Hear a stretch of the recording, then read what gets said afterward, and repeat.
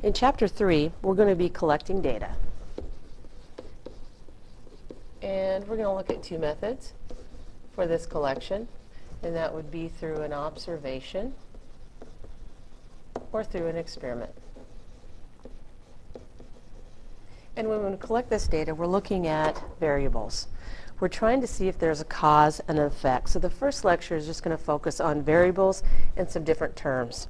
We have a response variable and an explanatory. The response is measuring the outcome. And the explanatory is trying to explain or what causes the outcome. So it's kind of in algebra would be your input, where the response would be your output. In other words, this is the y variable and this is the x. Just a little review from algebra. So what we're looking for is this cause and effect. Does the explanatory cause the response? Within these variables we have different levels, and they are all the possible explanatory variables. So what do you mean by all the possible? Well, we might have high, medium, low.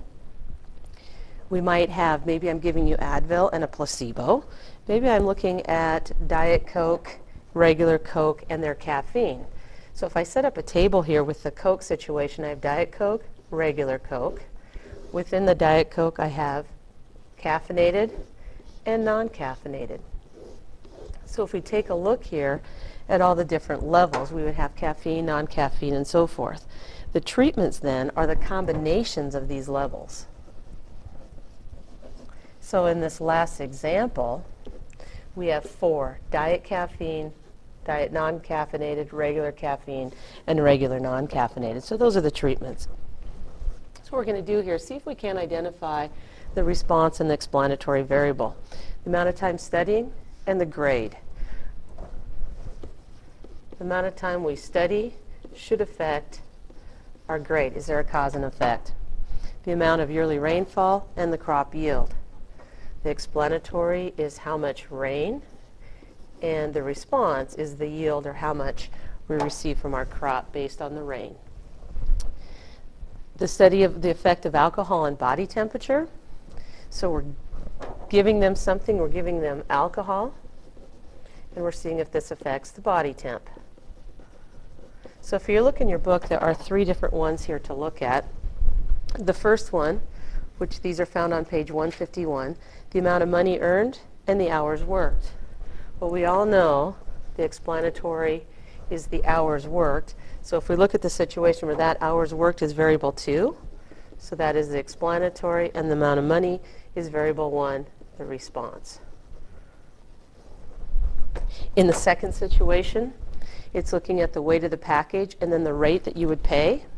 Well, we know that variable 1, the weight, is the explanatory, and the pay or the rate is the response.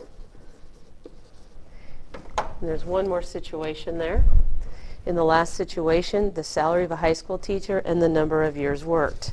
The salary is the response of the outcome, and that outcome comes from the amount of years worked.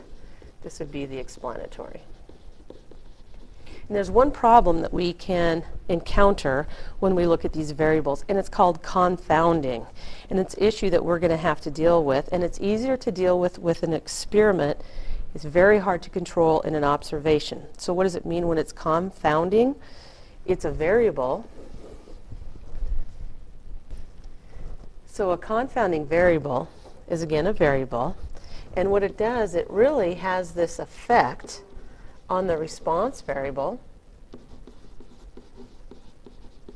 So it has this effect, but the problem is it cannot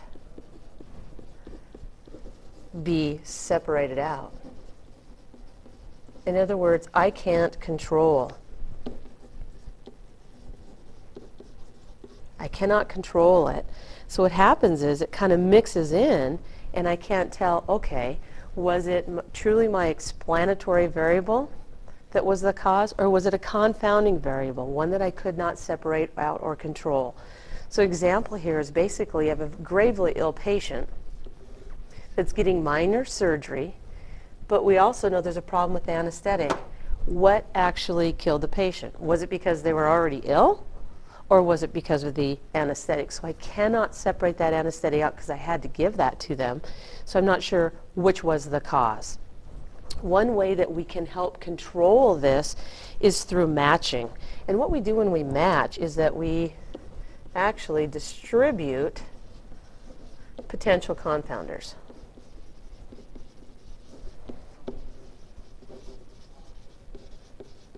Okay, so what we try to do is when we have our treatment groups, we try to distribute them. We try to pass them out.